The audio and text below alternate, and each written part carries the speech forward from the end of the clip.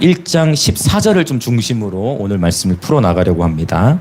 자, 말씀이 육신이 되어 라고 했어요. 말씀이 육신이 되어. 말씀이 사람이 되어.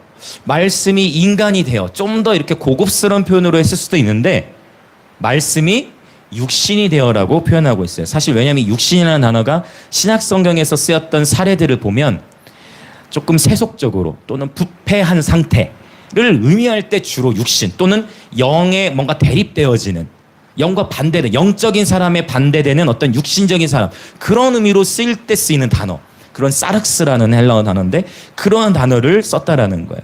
왜 굳이 인간이나 사람이나 이런 표현으로 쓰지 않고 왜 육신으로 굳이 썼을까라고 했을 때 이것은 예수님께서 강조하시는 거예요.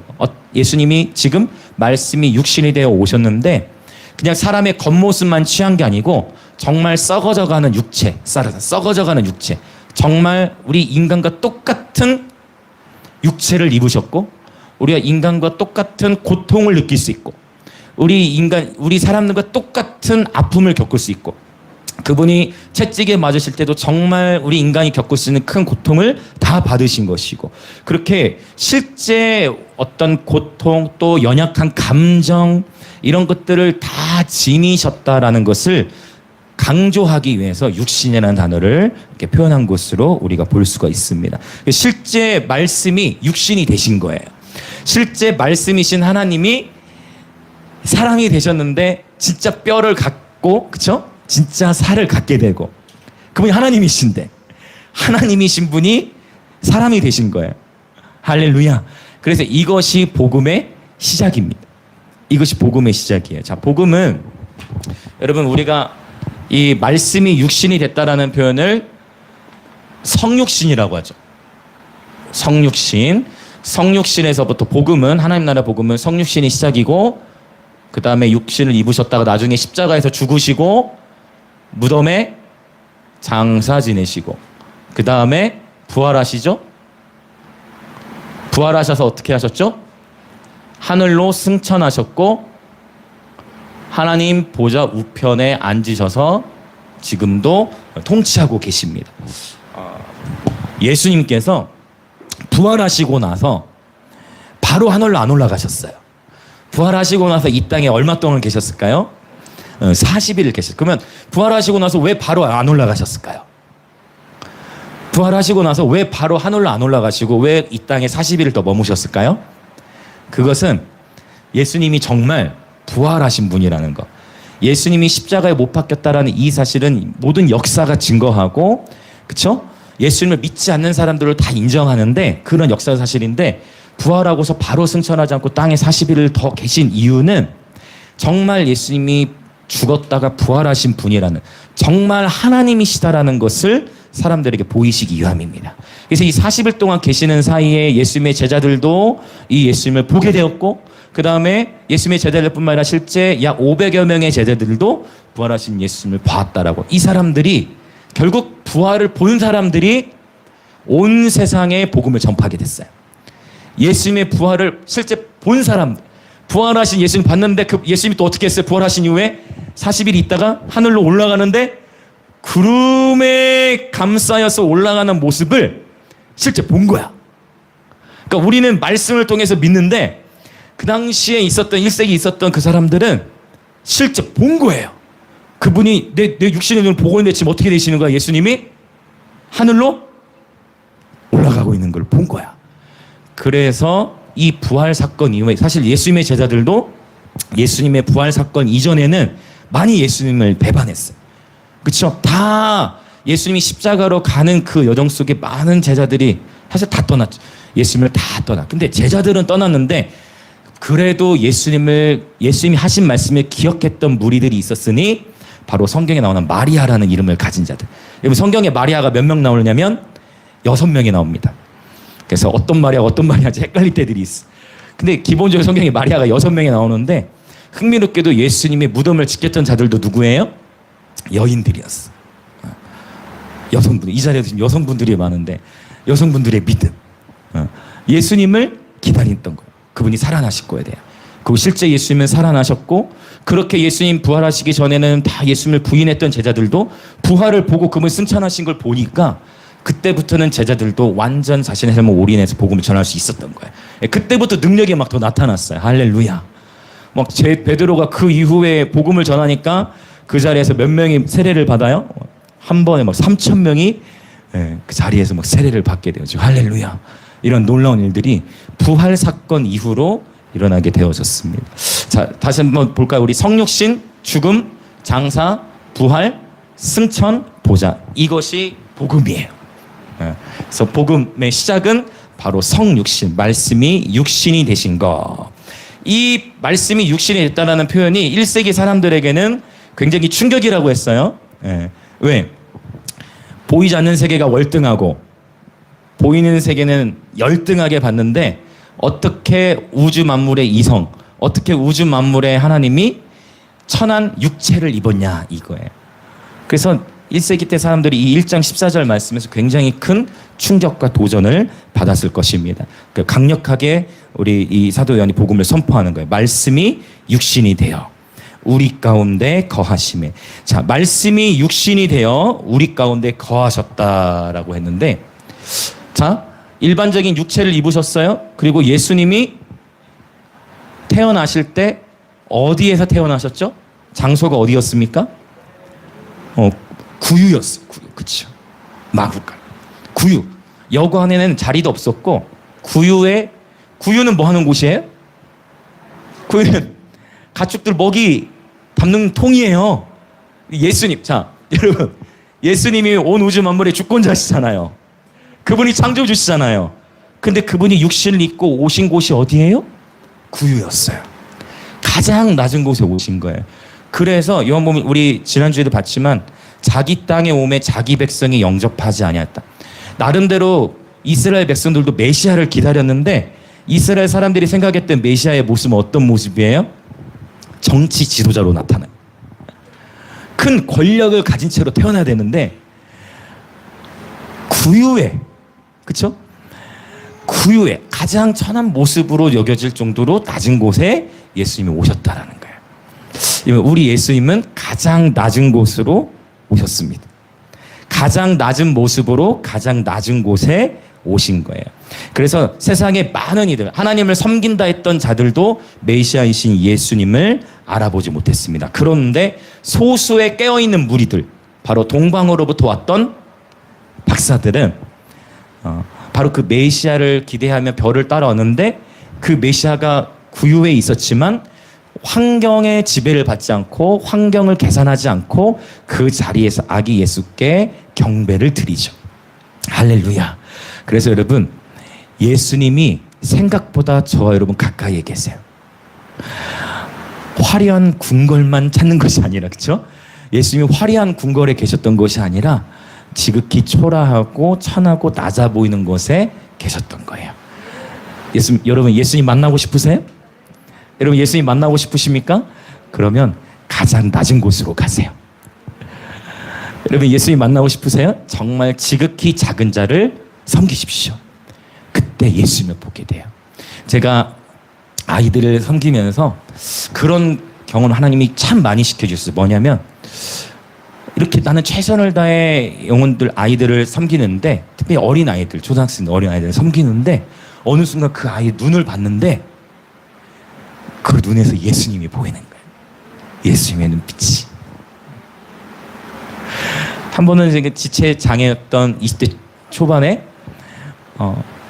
이렇게 하나님, 이거 제가 종종 얘기했던 것 같아요. 그 친구에 대해서는 한 번 하나님을 예배하려면 이렇게 하면서 이렇게 해서 일어나야 돼. 하면서 이렇게 해서 일어서서 찬양하고 싶어가지고 하다가 찬양하면서 뒤로 넘어진 거야. 일어서서 한번 찬양하고 싶어서 찬양하고 넘어지는. 네. 근데 그 친구의 눈에서 제가 예수님을 봤어. 여러분 예수님은 생각보다 우리 가까이에 계십니다. 예수님이 말씀하셨어요. 지극히 작은 자에게 한 것이 곧 나에게 한 것이라 했어요. 주여, 제가 언제 주님을 섬겼습니까? 주님, 제가 언제 주님을 섬겼죠? 네가 가난한 자를 먹일 때, 네가 지극히 작은 자를 섬길 때 그것이 곧 나를 섬긴 거야 라고 주님 마태복음 25장에 말씀하셨습니다. 할렐루야. 여러분, 예수님은 낮은 곳에 거하십니다. 낮은 곳으로 오셨어요. 그래서 여러분, 할 수만 있으면 더욱 섬기는, 영혼들을 계속해서 섬기는 저와 여러분이 되기를 원합니다. 섬기는 자가 더욱 복이 있다 하는 말씀하셨어요. 예수님은 낮은 곳에 거하세요. 성육신 가장 낮은 모습으로 위대하신 창조주께서, 지극히 높은 하나님께서 가장 낮은 곳에 낮은 모습으로 찾아오셨습니다. 이 말씀이 육신이 되어 우리 가운데 거하시매라는 단어를 써요. 이 거하시다라는 단어는 어떤 의미냐면 천막을 치다라는 의미예요. 천막을 치다, 장막을 치다. 그러니까 하나님께서 저와 여러분과 함께 살고 싶으시다라는 그런 의미예요. 여러분, 우리가 먼저 하나님을 찾은 것 같죠? 여러분, 저와 여러분이 선택해서 이 자리에 온 것 같죠? 하나님께서 저와 여러분을 택하셨기에 이 자리에 있는 거예요. 하나님께서 저와 여러분을 택하셨기에 저와 여러분이 이 자리에 정말 있는 겁니다. 하나님께서 저와 여러분을 이 자리에 불러주신 거예요. 우리가 먼저 하나님을 찾은 게 아니고 그분이 육신을 입고 우리 가운데 거하고 싶으셨어요. 주변에 계신 분들 한번 인사합시다. 하나님께서 당신과 살고 싶어 하십니다. 여러분, 하나님께서 여러분과 살고 싶어 하세요. 하나님께서 우리 가운데 찾아오신 거예요. 아니, 그 위대한 하나님은 자존심도 없나 봐. 온 우주 만물의 창조주가 가장 낮은 모습으로 가장 낮은 곳에 오신 거예요. 가장 위대한 창조주, 가장 높은 주님이 가장 낮은 곳에 오셨어. 그 정도로 우리가 함께 하고 싶으셨어요. 우리 함께 살고 싶으셨어요. 원래는 하나님이 인간과 함께 살았잖아요. 그렇죠? 에덴 동산에서 하나님이 아담과 함께 뭐 하셨다고 기록해요? 동산을 거닐었다고 했어. 그러니까 하나님이 직접 아담과 하와랑 알콩달콩 이야기하고 동산에 거닐면서 하나님의 음성이 들고 하나님과 교제가 원래는 충만했었어. 근데 뭐가 들어오면서 문제가 생겨요? 죄가 들어오면서 그 하나님과의 관계가 끊어져 버린 거야.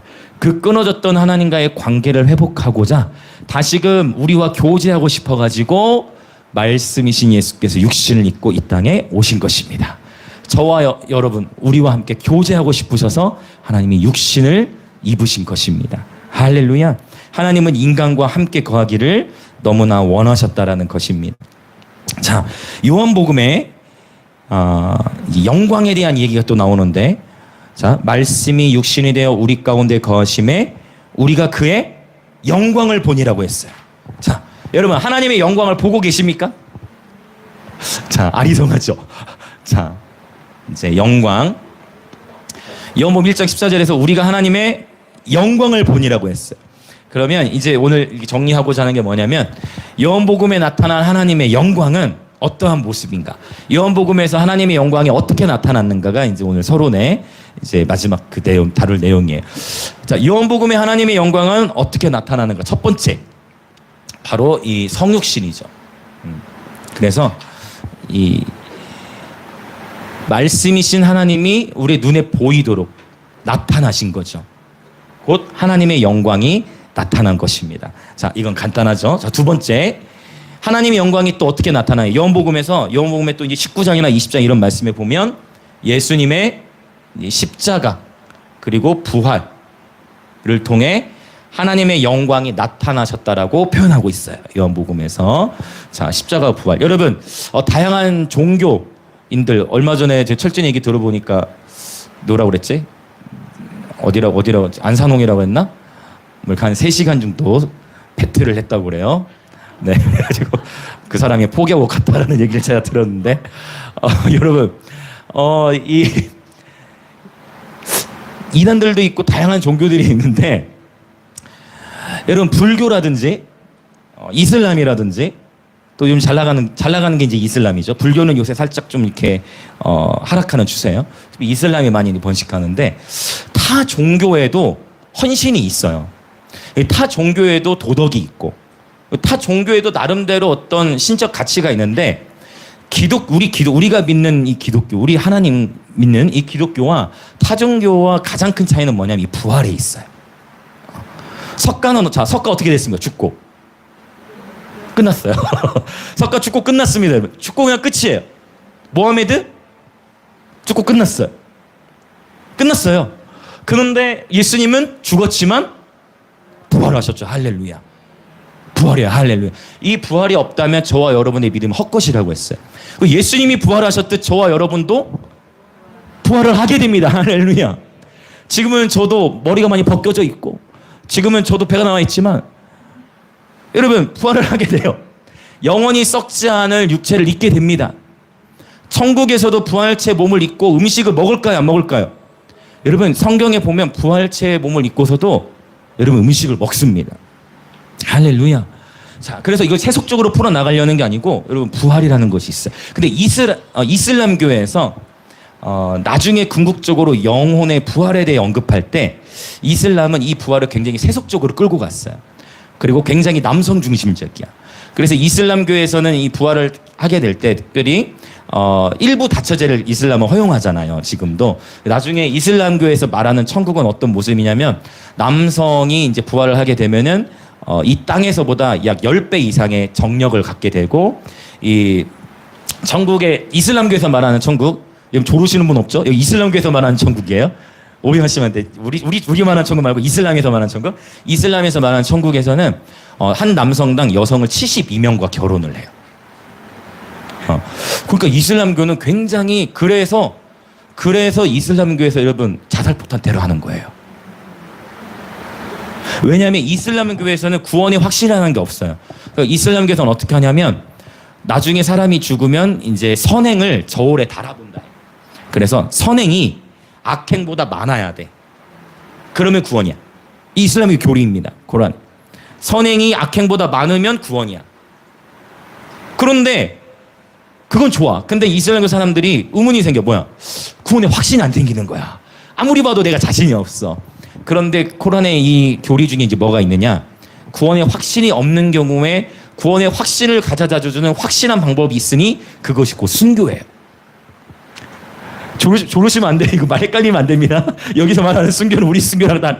그래서 이슬람교에서 말하는 이 순교는 바로 자살 폭탄 테러가 해당이 돼. 순교한 경우, 이 폭탄 테러를 한 경우는 저울로 달임하지 않아요. 그들의 교리상. 이렇게 순교한 경우는 바로 천국행이 확보돼.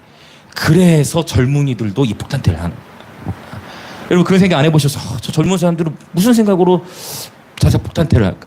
폭탄 던져놓고 도망치면 되잖아. 그런 생각하지 않고 속된 말로 왜 그런 일을 할까? 이 세상에서 뭔가 다 풀리지 않는 것 같고 차라리 나는 이제 그 세속적인 천국을 영원히 누리겠다라고 생각하는. 그러니까 오늘날 여러분 이 미혹이 한번 돼버리면 그렇죠. 천국을 완전히 세속적으로 꿈꾸고 하자라. 근데 이슬람교가 우리나라에서도 굉장히 지금 호응을 얻고 있어요. 여러분 정신 바짝 차리셔야 돼요. 그렇죠. 굉장히 세속적인 그러한 이슬람교의 교리. 그리고 우리 기독교만이 완전한 신이 사랑하는 백성들을 위해 죽고, 그렇죠. 신이 자기 만든 사람을 너무 사랑해서 육신을 입은 것도 기적인데, 육신을 입고 와가지고도 막 온 세계를 막 그냥 전쟁 일으켜가지고 확 군림한 게 아니고, 오히려 막 매맞고 욕먹고 침뱉음 당하고 조롱과 멸시를 다 당하는 모습으로, 물론 복음의 신비죠. 가장 낮은 모습으로 죽으셔서, 그러나 죽고 끝난 것이 아니라 또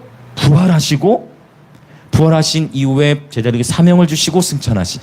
여러분 기독교의 복음이 가장 완벽한 복음이고, 타 종교와는 감히 이 복음의 넓이와 길이와 높이와 깊이를 비교할 수가 없어요.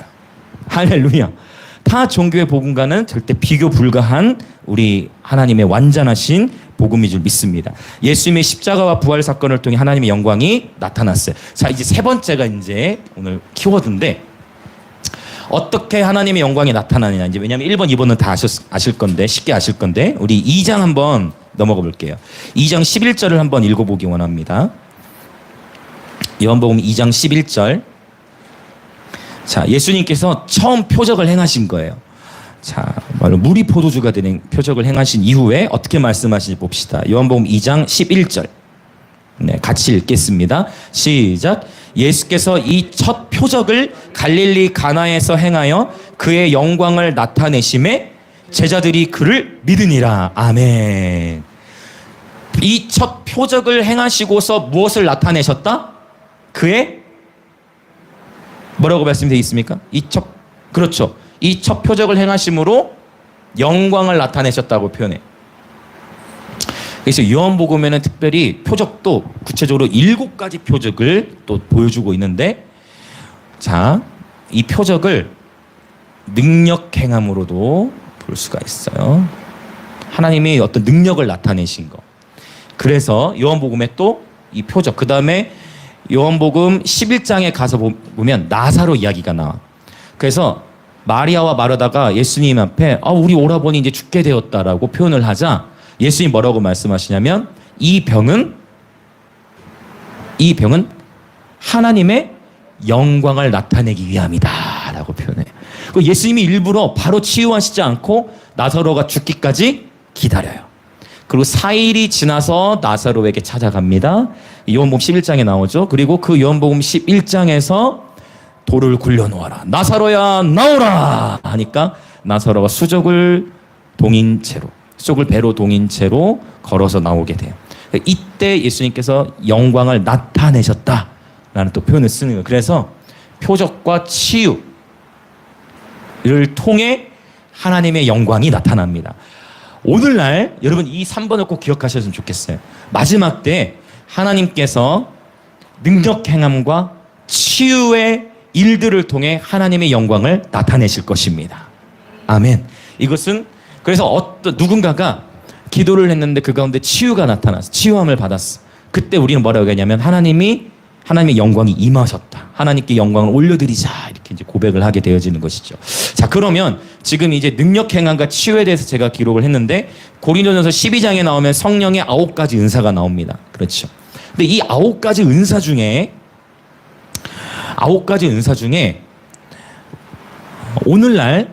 오늘날을 바라보면 어떤 은사가 많이 나타나는 것 같아요?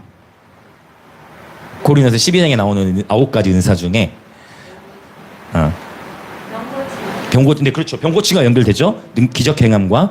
근데 오늘날 우리 한국으로 보자면 어떠한 영역이 많이 있는 것 같습니까? 누가 말씀해 주셨어요. 맞아요. 오늘날에 보면은요. 자, 예언, 그렇죠? 예언에 대한 은사주의 영역 안에 특별히 예언에 대해서는 많이 나타나요.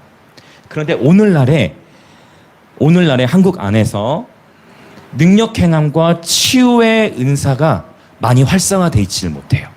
그래서 오늘날 이 시대 가운데 풀어져야 될 은사가 저는 이 2가지로 봅니다. 9가지가 다 골고루 나타내지만 특별히 능력 행함과 치유의 은사들이 저와 여러분을 통해 하나님의 목적하심을 따라 저와 여러분을 통해 나타나시기 예수님의 이름으로 축복합니다. 왜냐하면 은사가 한쪽으로만 이 영역으로만 치우쳐졌을 때에 문제들이 생기더라 이거예요. 여러분이 이제 다양한 사역자들을 만나실 건데 특별히 예언과 재정의 영역만 강조하면 요거를 여러분 분별하셔야 돼요.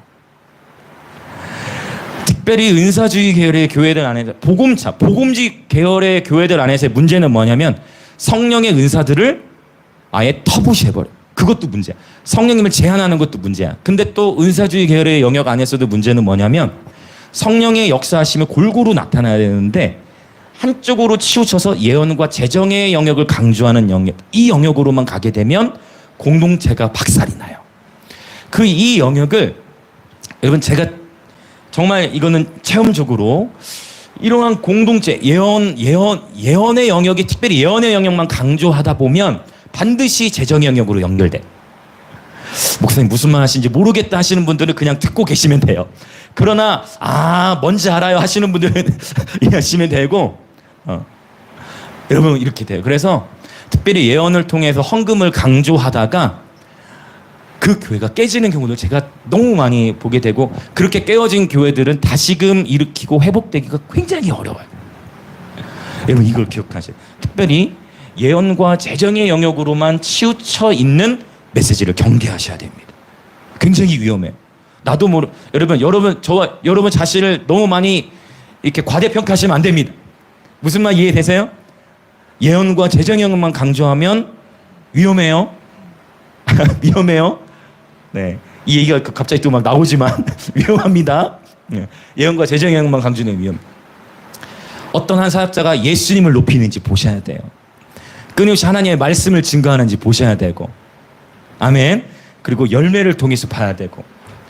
자, 왜 이 얘기를 하느냐? 실제 요한복음에서는 병고침의 기적을 통해 하나님의 영광을 나타내시고 성령의 은사들이 다양함에도 불구하고 뭔가 이 예언의 영역에만 계속 그 영역만 머물다 보면 하나님의 나라가 온전히 임하는 것이 이루어지질 못해요. 한쪽으로 치우쳐지게 됩니다. 그래서 제가 계속 거리로도 계속 복음을 전하러 나가고 하는 이유가 여러분 치유가 나타나야 돼요. 말의 영역에만 머물면 안 됩니다. 어떤 의미 이해되십니까? 하나님의 나라는 말에 있지 않냐고 능력에 있다는데 하나님의 나라를 말의 차원에서만 머물게 되면 이것은 샤머니즘적으로 흘러갈 가능성이 매우 커요. 특히 한국은 샤머니즘의 영향을 많이 받았기 때문에. 여러분 정말 저는 이 치유에 대한 목마름이 있어요.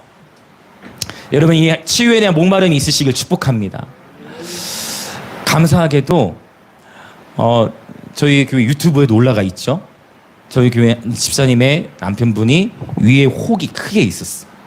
그래가지고 그 큰 혹이 있어가지고 공동체가 함께 기도하면서 저도 느꼈어요. 하나님이 진풀로 녹이시는구나. 근데 정말 몇 주 있다가 병원에 가서 엑스를 찍고 좀 검사를 했는데 위에 혹이 없어진 거.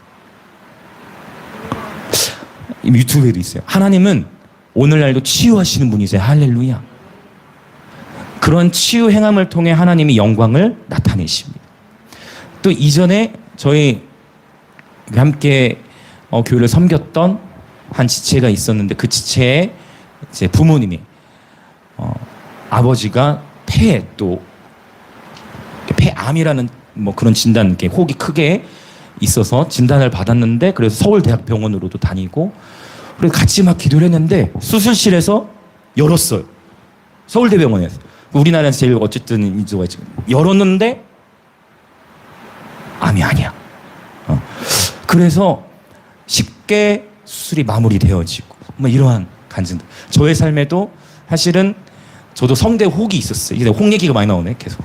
혹이 지금 저의 목에도 혹이 있어가지고 너무 막 무리해서 목을 쓰다 보니까 소울 이상 음이 안 올라가는 거예요. 그래서 노래를 너무 못 부르고 너무 힘들었는데 그때 금요 철야 때가 몇 년 된 이야기죠. 금요 철야였는데 너무 찬양하기도 힘들고 설교하기도 힘든데 이제 피아노 앞에 앉아서 그냥 예배하기 시작했습니다. 그때 하나님이 새 노래를 주신 게 이제 저희 앨범의 첫 번째 곡 아름다운 주 예수라는 곡에 그때 그 자리에서 아름다운 주 예수 이 곡을 주시면서 제가 느끼잖아요. 뭔가 달라진 거를. 왜냐면 원래 제가 양산대학병원에서 수술할 예정이었거든요. 그 금요일 예배였는데 그 다음 주에 바로 대학병원에 가서 수술 직전에 또 성대를 검사했는데 전문의 한 분이 보더니 자꾸 이래. 그러더니 또 다른 한 명을 데려오더라고. 다른 의사를. 같이 보자고. 같이 보더니 진짜 혹이 없어진 거예요. 그래서 제가 목에 칼을 안 대게 됐어요. 여러분 사실은 이미 여러분 삶 가운데도 많은 치유의 간증들이 있으시다라고 믿습니다. 할렐루야. 할렐루야. 하나님은 치유하는 분이십니다. 여러분 저는 치유에 대한 갈망이 있어요. 여러분 치유에 대해 하나님은 전능하신 분이십니다. 오늘 대표 기도 가운데 여호와 라파 선포하셨네. 할렐루야. 오늘 이 말씀 나눌 줄 모르셨을 건데 하나님 또 오늘 또 확증을 주시는 거예요. 그렇죠?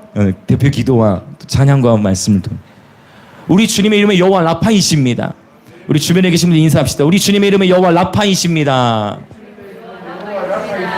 아멘. 아멘. 자, 이 시간 예수님의 이름을 선포합니다. 여러분 혹시 아픈 부위가 있으면 여러분 거기에 손 얹어보세요. 여러분 그리고 수시로도 기도하세요. 정말 여러분 손 얹어보세요. 자, 조금 민망하시면 눈 감으시고 없으시면은 민망한 곳이면 여러분이 알아서 그냥 하시고. 여러분 정말 하나님이 치유하는 분이세요.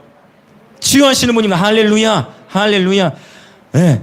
이 시간 예수님의 이름으로 선포하노니 예수께서 채찍에 맞으심으로 내가 나음을 입었음을 선포합니다. 모든 질병이 예수님의 이름으로 떠나갈지어다. 자, 그리고 여러분도 이 시간 선포하십시오. 자, 여러분의 목소리로 여러분 아픈 부위나 연약한 부위가 있다면 여러분 믿음으로 하십시오. 하나님 치유하시는 분이십니다. 할렐루야.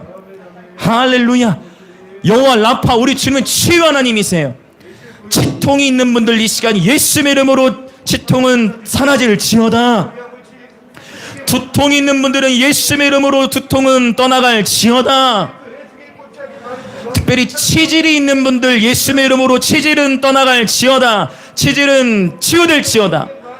항문은 치유될지어다. 아멘, 아멘. 지금 제가 치질을 선포한 거는 지식의 말씀으로 주셨어요. 누군가 혹시 치질이 있었던 분이 있다면 이 시간 그분 하나님이 무조건 치유하신 줄 믿습니다. 네. 할렐루야. 믿음으로. 그래서 하나님은 치유하시는 분이세요. 할렐루야. 그래서 거리로 나가서도 저는 계속 기다려요. 거리에서. 근데 저 찬양하다가 기도해 주려고 하면 없어지더라고요.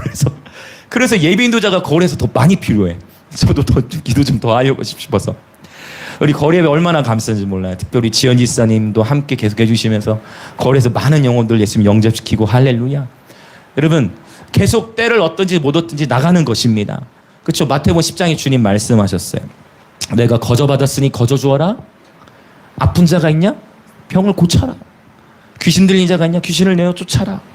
문둥병자가 있냐? 그 병을 고쳐라. 심지어 이런 표현도 하셨죠. 죽은 자가 있느냐? 그 죽은 자를 살리라고까지 하나님 말씀하셨죠. 그 저도 계속 기도해요. 하나님 혹시 내 앞에서 앰뷸런스를 보거나 어떤 일이 있으면 당연히 119는 신고해야죠. 119는 신고해놓고 기도하고자 하는 마음이 있어요. 여러분 하나님은 치유하시는 분이세요. 할렐루야. 네. 그런데 물론 이런 경우가 있어요. 그러면 하나님께서 무조건적으로 모든 사람을 다 고쳐주시느냐? 그렇지 않을 때도 있더라. 이것까지 더 나가야 돼. 왜냐하면 바울 자신도 그 놀라운 바울이 여러분 바울 사도를 보면 바울의 손으로 하나님께서 희한한 능력을 행하게 하셨다는 표현이 많아요. 그렇죠? 바울을 통해서 이 능력 행함과 치유 은사들을 많이 나타내셨는데 그럼에도 불구하고 바울 스스로는 어떤 병이 있었죠? 바울의 눈에 질병이 있었어요. 안질이라고 많이 표현을 하죠. 아무리 기도해도 그 병이 3번 기도했더니 3번 기도했는데 그게 나아요 안 나아요? 안 나아. 하나님이 내게 육체 가시로 주셨도다라고 시인하고 넘어가게 돼요. 뿐만 아니라 성경에 디모데후서 4장에 보면 바울이 기도해도 안 나았던 사람이 있었어요.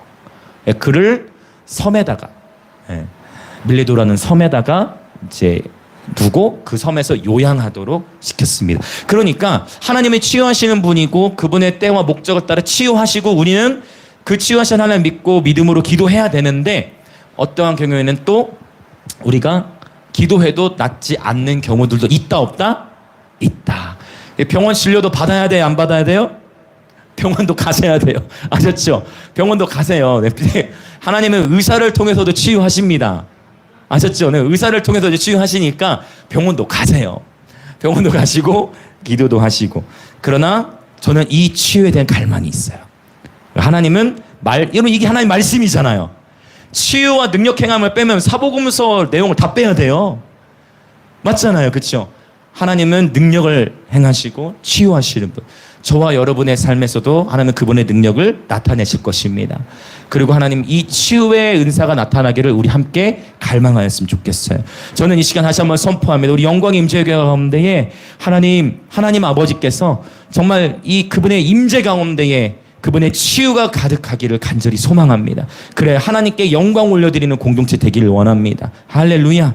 네, 하나님은 특별히 임재 가운데서 그분의 치유를 많이 나타내시는데 영광의 임재 교회는 예배가 특화되어 있잖아요. 예배 가운데 하나님이 임하시고 예배 가운데 하나님이 치유하십니다. 여러분이 하나님을 예배하실 때 여러분 우리 하나님을 찬양하고 그분께 경배 올려드리는 여정 속에 그 시간 안에 하나님이 수많은 질병들을 치유하십니다. 주님을 예배하는 가운데에 우울증이 예수님의 이름으로 떠나갑니다. 주님을 예배하는 가운데에 공황장애가 예수 이름으로 치유됩니다. 주님을 예배하는 가운데에 두려움이 떠나갑니다. 주님을 예배하는 가운데에 말씀의 계시가 열려요. 주님을 예배하는 가운데 주님을 만납니다. 주님을 예배하는 가운데 우리 마음의 근심 걱정이 떠나가며 예수의 이름을 선포합니다. 아멘. 그래서 예배. 주님이 일하시는 것이죠. 자. 자, 그래서 바로 이 치유에 대한 부분을 나누었어요. 자, 제가 이 예언과 재정에 대한 영역으로만 너무 강조하는 것을 경계해야 된다라고 말씀을 드렸는데, 예언하는 자들은 예언하는 영에 의해 반드시 제재를 받아야 합니다. 이것은 제 얘기가 아니고 고린도전서 14장에 있어요. 그래서 반드시 이 예언적인 사역은 공동체 질서를 따라 품위 있고 덕이 되게 하라. 근거고 보니 오늘 신지사님도 교회방에 그거 비슷한 거 올리신 것 같은데, 제가 아직 예배 준비하느라 다 답장을 못했지만 하나님 오늘 동일하게 말씀을 주신다고 저는 믿습니다. 그래서 이 예언적 사역은 반드시 예언하는 영에 의해 제재를 받고 질서를 따라 풀어져야 하며, 성령의 열매 가운데 은사도 9가지지만 열매도 9가지고, 성령의 열매 가운데 마지막 열매가 무엇입니까? 마지막 열매가 절제예요. 절제가 어려워요. 절제가 어렵습니다. 여러분, 하나님의 말씀을 따라가면 살아요. 예언만을 따라가면 자신도 모르는 사이에 자신의 삶이 예언자에게 묶여버릴 수가 있어. 무슨 의미 다 이해되실 거예요.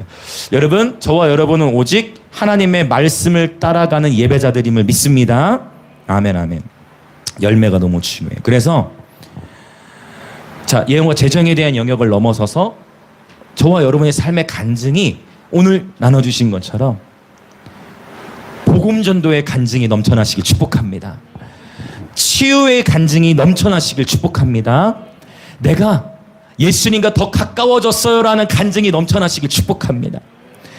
얼마 전이었던 것 같아요. 우리 혜밀이랑 잠깐 대화를 나누는데, 요새 혜밀이 친할아버지께서 성경을 하루에 20장에서 40장씩 읽으신다는 얘기를 들었어요. 친할아버지 혹시 기억하시면 저희 예배 장회 이사 오셔서 한번 방문하셨는데, 원래는 할머니께서 기도하시는 분이셨고 할아버지께서는 이렇게 신앙이 깊지 않으셨던 걸로 제가 아는데, 최근에 하루에 성경을 20장에서 40장씩 매일 읽으면서 말씀을 읽으면서 우신다는 거예요. 할렐루야. 이것이 나의 간증이요.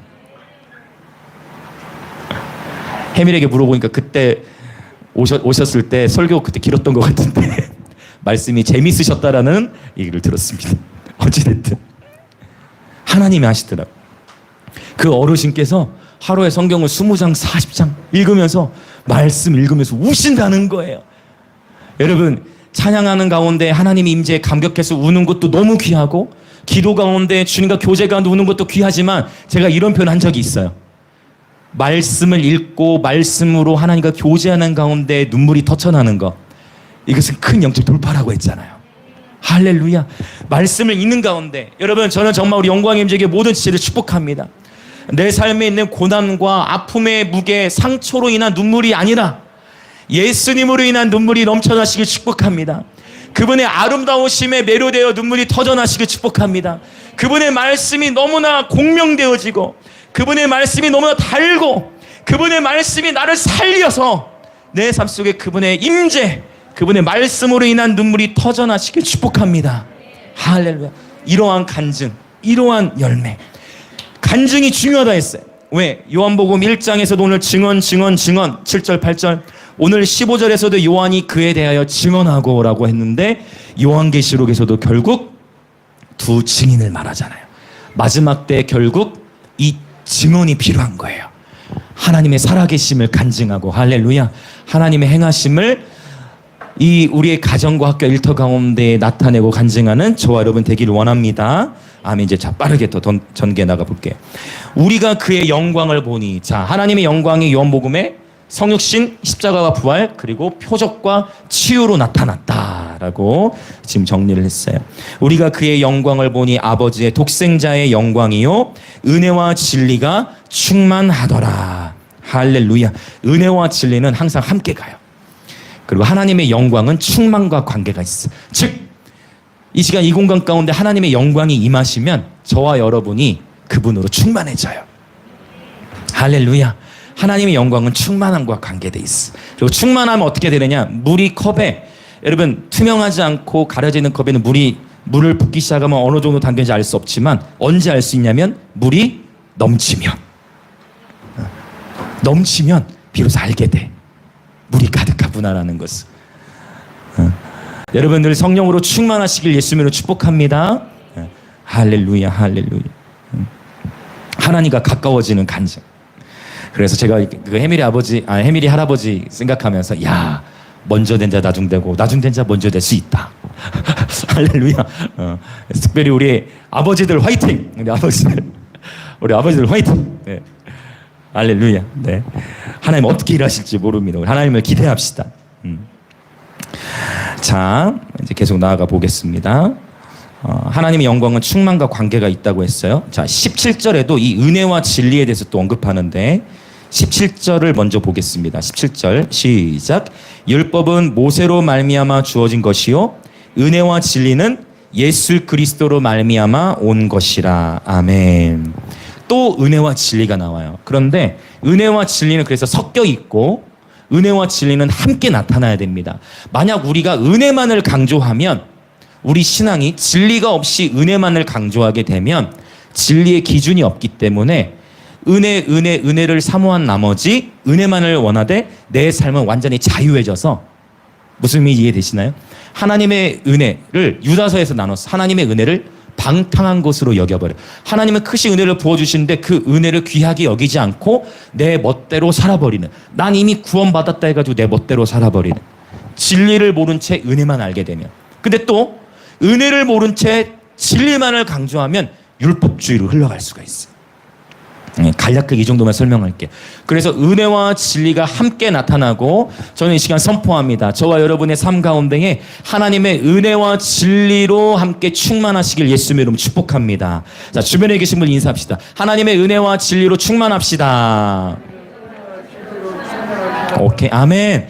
그런데 봤더니 공통적으로 은혜와 진리 중에 뭐가 먼저 나와요? 은혜가 먼저입니다. 먼저 하나님의 은혜를 받아야 돼요. 먼저 그 은혜와 사랑을 경험해야 돼. 먼저 그 은혜와 사랑을 누려야 돼. 그리고 예수님 믿지 않는 사람들에게도 저와 여러분의 삶에 가득한 하나님의 은혜가 그들에게 먼저 흘러가야 돼요. 은혜를 누리고 은혜를 받을 때, 사랑도 받아볼 때 줄 수가 있더라고요. 사랑을 받아보질 못하면 사랑을 줄 수가 없어. 받아봐야 줄 줄 알고 받아봐야 베풀 줄 알게 되더라고. 받는 것이 시작이더라고. 할렐루야. 그래서 주님께 받아야 되는데 16절을 이제 봅시다. 역시 은혜를 강조한다 했죠. 16절 시작. 우리가 다 그의 충만한 데서 받으니 은혜 위에 은혜로라. 아멘. 여기 이제 오늘 핵심입니다. 자, 은혜 위에 은혜. 여러분 이게 무슨 말입니까? 은혜 위에 은혜? 자, 은혜 위에 은혜라는 표현을 썼어요. 성경에 보면 이런 유사한 표현을 참 많이 해. 이사야서에는 평강에서 평강으로, 이사 26장. 또 시편 84편은 힘을 얻고 더 얻어. 또 로마서 1장에서는 믿음으로 믿음에. 그렇죠. 고린도서 3장에서는 영광에서 영광으로. 요한복음 1장에서는 은혜 위에 은혜라는 표현을 썼어요. 그래서 이런 표현들을 볼 때 우리가 볼 수 있는 것, 은혜에도 수준이 있고 차원이 있더라는 것이죠. 맞죠? 은혜에도 수준이라는 있고 차원이라는 게 있어요. 저는 여러분 이 자리에 계신 모든 분들이 이 은혜 위에 은혜를 사모하시길 축복합니다. 하나님 앞에 더욱 은혜를 구하시길 축복합니다. 야고보서 4장 6절에서는 이거를 어떻게 표현했냐면 더욱 큰, 아멘, 더욱 큰 은혜라는 표현을 써요. 야고보서 4장에서. 야고보 4장 6절. 그래서 더욱 큰 은혜는 하나님 어떤 자에게 더욱 큰 은혜를 주신다고 했죠? 야고보서 4장 6절에 보면 어떤 자에게 더욱 큰 은혜를 주신다고 했냐면 겸손한 자에게. 하나님은 교만한 자를 물리치시고 겸손한 자에게 더욱 큰 은혜를 주신다고 말씀하셨어. 저와 여러분이 언제나 겸손을 선택할 때 하나님의 더욱 큰 은혜를 누리게 됩니다. 할렐루야. 겸손이에요. 자, 우리가 다 그의 충만한 데서 받으니 은혜 위에 은혜로라. 여기서의 이 은혜는 구원을 받은 은혜를 가리키겠죠. 그렇죠? 영접하는 자, 곧 그 이름을 믿는 자들에게, 바로 요한복음 1장 12절에서 말씀했 구원을 받는 은혜의 영역에 여러분 우리 머무르지 않았으면 좋겠어요. 그렇게 해도 하나님은 기뻐하십니다. 그냥 구원을 받은 은혜에 감격하고 살아가는 것도 하나님은 기뻐하시죠. 그러나 저는 우리가 거기서만 멈추지 않고 구원을 받은 은혜에 감격하는 데서 더 나아가 은혜 위에 은혜 가운데 살아가기를 원하는데, 이 은혜 위에 은혜를 더욱 큰 은혜로 볼 수도 있고, 여러분 이런 표현 들어보셨죠? 은총. 이 은혜 위에 은혜는 하나님의 은총을 가리켜요. 바로 여기에 자, 구원을 받는 차원에 넘어서서 은혜 위에 은혜를 받을 때, 하나님의 은총을 받을 때 여기에서 우리 삶에 돌파가 일어나요. 여기에서 우리 삶에 하나님이 승리를 주십니다. 여기에서 우리 삶에 치유가 나타나요. 여기에서 우리 삶에 승진이 있습니다. 은혜 위에 은혜. 여기에 열매가 있어요. 여기에 풍성함이 있습니다. 친밀함이 있습니다. 그래서 이 은혜는 나를 위한 거지만 이 은혜는 나를 위한 것이 아니라 섬기라고 주시는 은총인 거예요. 은혜 위에 은혜입니다. 네. 자, 그래서 여러분 어떤 이들에게는 세례 요한처럼 언어의 은총을 주세요. 그래서 세례 요한이 증언을 하죠. 자, 15절 같이 한번 읽어볼까요? 15절 시작. 요한이 그에 대하여 증언하여 외쳐 이르되 내가 전에 말하기를 내 뒤에 오시는 이가 나보다 앞선 것은 나보다 먼저 계심이라 한 것이 이 사람을 가리킴이라 하니라. 세례 요한이 지금 하는 이 표현 속에 세례 요한의 말에 겸손이 묻어 있는 거 보이십니까? 보이시나요? 세례 요한의 이 표현에 겸손이 묻어 있죠. 하나님 겸손한 이게 더욱 큰 은혜를 주시는데, 하나님께서 세례 요한에게 주셨던 은혜 위에 은혜는 뭐냐면 바로 언어의 은총이에요. 그래서 세례 요한이 한번 외치면 그 메시지가 공명을 일으켜요. 할렐루야. 이것이 바로 은혜 위에 은혜인데, 하나님께서 어떤 이들에게는 바울처럼 능력 행함과 치유의 은총을 주십니다. 아멘. 하나님께서 어떤 이들에게는요 아볼로처럼 탁월한 가르침의 은총을 주세요. 그분들은 가르쳐야 돼. 그분들은 가르침 은사를 활용해야 돼. 자, 하나님께서 어떤 이들에게는 솔로몬처럼 탁월한 지혜의 은총을 주십니다. 하나님께서 어떤 이들에게는 다윗처럼 탁월한 예배 인도의 은총을 주세요. 하나님께서 어떤 이들에게는 아삽과 헤만 여두둔처럼 악기 연주를 잘할 수 있는 숙련됨, 그런 은총을 주세요. 어떤 이들에게는 부살렐에게 허락하셨던 것처럼, 어떤 이들에게는 부살렐 허락하셨던 것처럼 손의 은총을 주세요. 손으로 하는 일들이 잘 되는 거야. 손으로 하는 일들이 은총을 받게 되는 거야. 요리라든지 건축이라든지 그런 모든 영역에도 하나님이 특별하게 주신 은총이 있는 사람들이 있어요. 이것을 또 다른 말로 부르심이라고 볼 수도 있어. 우리 모두는 똑같은 일을 하지 않습니다. 각 사람에게 주신 은사와 부르심이 다 다른 것이에요. 여러분, 저와 여러분 이 구원을 받는 데서만 멈추지 않고 은혜 위에 은혜를 받아서, 할렐루야, 이 은혜 위에 은혜 가운데 살아가고 영혼들을 섬기는 저와 여러분이 되었으면 좋겠습니다. 아멘. 자, 이제 우리 바울의 고백도 한번 보고 기도하려고 합니다. 우리 고린도전서 15장 10절. 고린도전서 15장 10절 보고 같이 우리 기도하려고 해요. 요한의 증언에도 겸손이 묻어 있었어요. 바울의 고백에도 어떠한지, 바울의 고백 어떠한지 한번 또 봅시다. 자, 고린도전서 15장 10절 같이 읽겠습니다. 시작. 그러나 내가 나 된 것은 하나님의 은혜로 된 것이니 내게 주신 그의 은혜가 헛되지 아니하여 내가 모든 사도보다 더 많이 수고하였으나 내가 한 것이 아니요 오직 나와 함께 하신 하나님의 은혜로다. 할렐루야.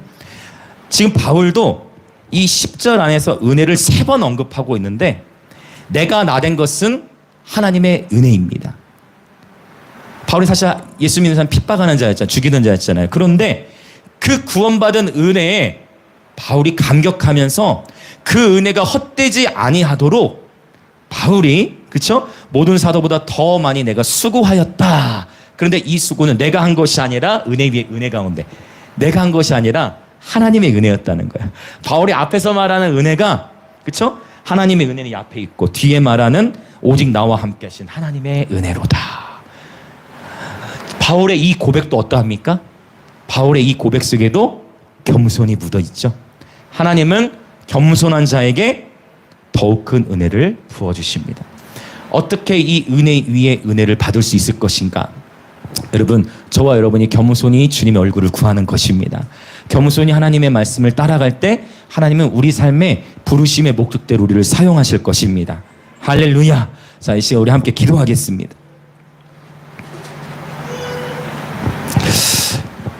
이 은혜 위에 은혜를 받을 때 우리 삶의 부르심이 풀어집니다. 우리가 다 그의 충만한 데서 받으니 은혜 위에 은혜로라. 할렐루야. 이 시간 그분의 은혜 위에 은혜를 함께 구하였으면 좋겠습니다. 먼저 함께 기도하고 싶은 것은 하나님께서 우리와 함께 하고 싶으셔서 지극히 높으신 그 하나님, 거룩하신 그 하나님께서 친히 육신을 입고 우리 가운데 찾아오셨습니다. 말씀이 육신이 되어 우리 가운데 오신 예수님. 많은 세상의 사람들이 그 예수님을 외면합니다. 근데 오늘 그 예수님이 저와 여러분의 삶의 주인이 되기를 주님도 원하신다는 거예요. 주님이 말씀이 육신이 되어 우리 가운데 찾아오셨듯 저와 여러분의 삶 속에 내가 하나님과 동행하고자 하는 그 갈망보다 하나님이 더욱 저와 여러분과 함께하고 싶어 하세요. 하나님이 더욱 저와 여러분과 함께하고 싶어 하십니다. 그래서 이 시간 기도합시다. 예수님, 내 마음의 주인이 되어주세요. 예수님, 내 생각의 주인이 되어주세요. 예수님, 내 삶의 왕이 되어주세요. 이것이 요한복음 1장 12절로 시작하는 거예요. 이 은혜, 영접하는 자, 곧 그 이름을 믿는 자에게 하나님의 자녀가 되는 권세를 주시니 이 구원받은 은혜에서부터 시작하는 것입니다. 그래서 이 시간 기도합시다. 예수님과 날마다 친밀히 동행하기 원합니다. 주님, 나와 그렇게 함께하고 싶으셨군요. 예수님, 내 생각의 주인이 되어주세요. 예수님, 내 마음의 주인이 되어주세요. 예수님, 내 삶의 왕이 되어주세요. 그렇게 이 시간 우리 함께 주여 외치며 고백하며 나아가십시다. 주여! 예, 주님, 지극히 높으신 하나님께서 주님은 자존심도 없으십니까? 주님은 자존심도 없으시군요. 그 지극히 높으신 하나님이 우리는 사실 자존심 때문에 싸우고 자존심 때문에 무너지고 자존심 때문에 아프고 자존심 때문에 상처받고 자존심 때문에 우리 삶이 힘든데 우리 주님은 자존심도 없으셨군요. 지극히 높으신 하나님이 나를 너무 사랑하셔서 우리를 너무 사랑하셔서 하늘의 모든 영광을 버리고 육신을 입고 우리 가운데 오셨군요. 하나님, 나와 함께하고 싶어서 하나님, 우리와 함께하고 싶어서 우리에게 오셨군요. 하나님, 우리와 함께하고 싶어서 먼저 찾아와 주셨군요. 주님의 사랑에 감사드립니다. 주님의 사랑에 감사드립니다. 예수님, 이제 예수님은 내 생각의 주인이 되어 주십시오. 예수님, 내 마음의 주인이 되어 주십시오. 우리 모든 밤새들도 함께 우리 고백해 봅시다. 예수님, 내 삶의 주인이 되어 주십시오. 예수님, 내 생각의 주인이 되어 주십시오. 예수님께 내 생각을 드립니다. 예수님께 내 삶의 중심을 드립니다.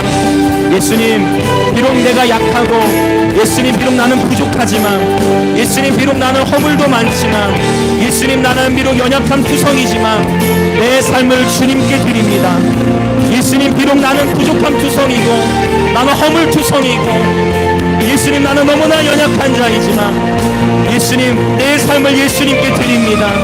오 예수님, 내 삶을 받아주십시오. 예수님께 내 삶을 드리오니 내 삶의 주인이 되어주십시오. 아멘, 아멘, 할렐루야. 예수님, 우리 삶을 받아주세요.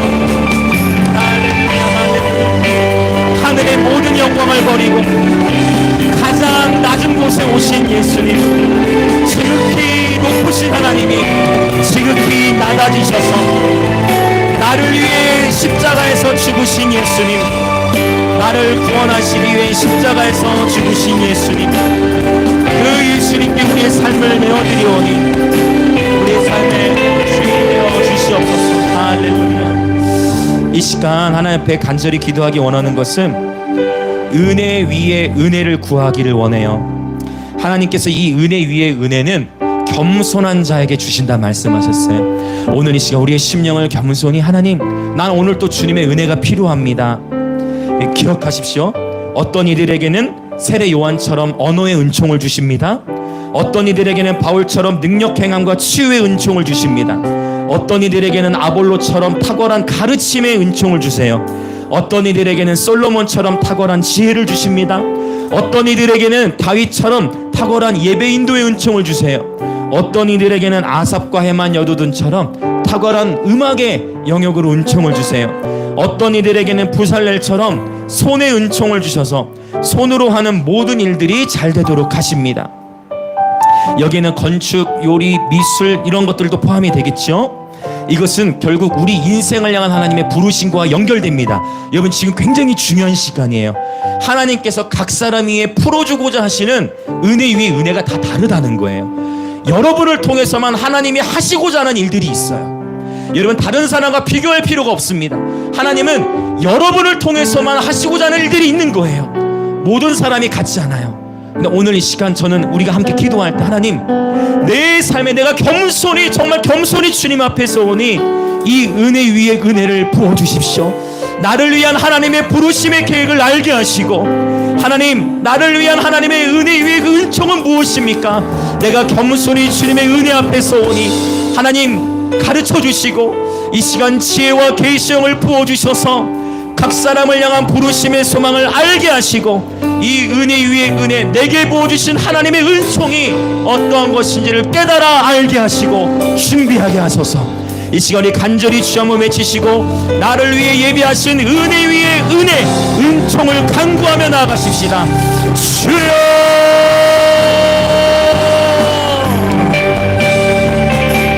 여러분, 간절히 구하십시다. 각 사람이 다 다를 거예요. 그러나 분명 여러분을 향한 하나님의 은총, 여러분만을 위한 하나님의 부르심, 여러분, 남들과 비교할 필요가 없어요. 다른 사람과 비교하지 마십시오. 다른 분을 부러워할 필요 없어요. 하나님은 여러분 한 사람을 고귀한 존재로 보십니다. 여러분 한 사람 한 사람을 향한 주님의 부르심과 목적이 있습니다. 오늘 그 은혜 위에 은혜를 구하십시다. 그 은혜 위에 은혜를 구하십시다. 그 은혜 위에 은혜, 은총을 구하십시다. 할렐루야, 할렐루야, 할렐루야, 할렐루야. 오 주님, 각 사람 위에 은혜 위에 은혜를 부어주소서. 우리가 다 그의 충만한 데서 받으니 은혜 위에 은혜로다. 우리가 다 그의 충만한 데서 받으니 은혜 위에 은혜로다.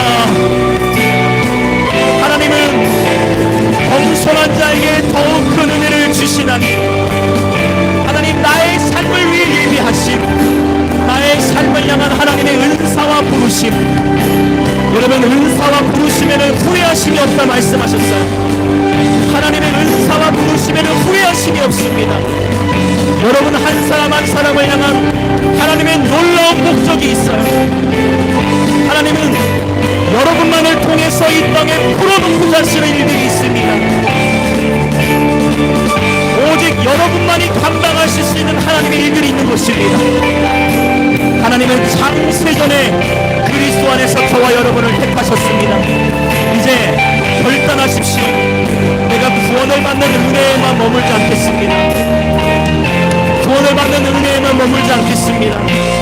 바울처럼 그 은혜에 감사하여, 그 하나님의 은혜에 감사하여, 그 은혜에 감사하여 섬기기 시작할 때 그 은혜 위에 은혜, 은총은 더욱 부어지게 될 것입니다. 그 은혜 위에 은혜, 그 은총은 더욱 부어지게 될 것입니다.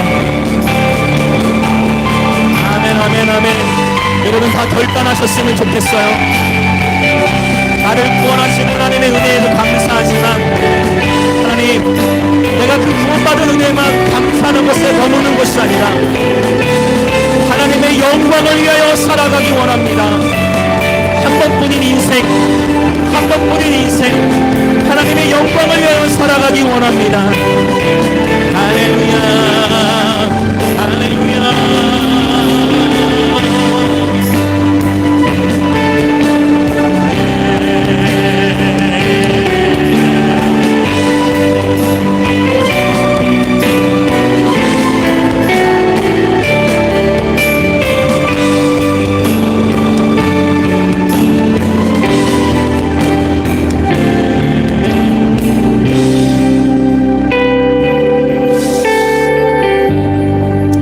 하나님, 말씀이신 하나님, 지극히 높으신 하나님께서 그렇게 우리와 함께 하시고 동행하고자 주님 깨달았습니다. 내가 하나님과 동행하기를 원하는 것보다 주님이 나와 동행하기를 원하신다라는 것, 내가 하나님과 동행하고자 하는 갈망보다 주님이 나와 함께하고자 하시는 갈망이 더 크다라는 것, 그리하여 하늘의 모든 영광을 버리고 지극히 높으신 주님이 지극히 낮아지셔서 우리와 함께 하시고 우리를 구원해 주신 그 하나님의 은혜에 감사합니다. 그러나 이제 그 나를 구원하신 주님의 사랑의 은혜에만 감격하고 거기에만 머무는 것이 아니라 그 구원의 은혜에 감격하여 이제 한 번뿐 우리의 인생을 하나님의 영광을 위하여 살아가기로 결단하오니 아버지, 나를 위한 또 각 사람을 위한 은혜 위에 은혜를 부어주시사 우리가 더욱 겸손히 주님의 뜻대로 살아가기를 구하오니 주님의 뜻대로 살아가기를 갈망하는 모든 심령 위에 하나님 은혜 위에 은혜를 부어주셔서 하나님의 부르심대로 하나님이 주신 은사대로 공동체를 섬기고 도시를 섬기고 나라와 열방을 섬기며 하나님의 사명을 감당하는 그런 모든 그리스도의 몸의 지체들을 되게 하여 주십시오. 하나님, 그리스도의 몸의 모든 지체가 귀합니다. 손가락, 발가락, 심장, 폐, 간, 우리 모든 오장육부, 우리의 모든 뼈와 모든 마디들, 그래 이 모든 뼈마디와 모든 오장육부가 우리의 모든 몸이 머리이신 예수 그리스도께 온전히 정렬되어 있는 교회 되게 하시고 오늘 이 시간 우리가 은혜 위에 은혜를 구하여 싸우니 각 사람의 하나님의 은사와 부르심이 무엇인지 명확히 계시하여 주시옵소서. 오늘 또한 주 앞에 기쁨으로 예물을 드립니다. 예물을 드린 모든 지체들 위해 하늘의 신령한 복과 땅의 기름진 복으로 축복하여 주시고 주의 몸된 교회는 북한과 감비아와 인도를 넘어 계속해서 대한민국과 열방을 섬기는 교회 되도록 재정에 기름을 부어 주옵소서. 지금은 우리 주 예수 그리스도의 은혜와 하나님 아버지의 놀라우신 사랑과 성령 하나님의 감화감동 교통하심이 오늘 말씀이 육신이 되어 우리 가운데 거하기로 작정하신 그 주님의 크신 은혜에 감사할 뿐만 아니라 한 번뿐인 인생 하나님의 영광을 위하여 살아가기로 결단하며 은혜 위에 은혜를 구하는 모든 영광 임재교회 지체들과 오늘 또한 영상으로 함께 예배드리는 그리스도 몸의 모든 지체들 가운데에 지금으로부터 영원토록 함께 있을지어다.